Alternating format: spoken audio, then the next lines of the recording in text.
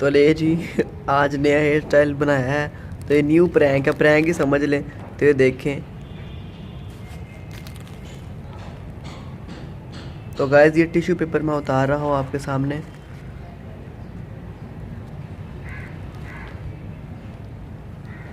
हो, ये तो बहुत कमाल का कलर आ गया बालों पे यार। चलिए टिश्यू पेपर को उतारते हैं यूँ करके। ये टिश्यू पेपर को उतारा। और अब मैं इसके बाद बाल धोना पसंद करूँगा, और उसके बाद मेरे बालों का कलर देख के आप हैरान हो जाएंगे। तो सिंपली मैंने यहाँ किया गया था,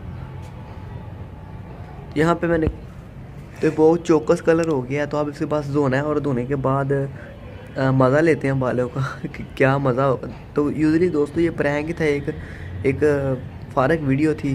तो वैसे ही मैंने कहा इससे चलो चैनल थोड़ा चल जाएगा। तो ये एक मज़ाक ही था, मज़ाक ही समझ लें दोस्तों। तो आज की इस वीडियो में इतना ही, मिलता हूँ कोई डाटी वीडियो में। चंगा फिर।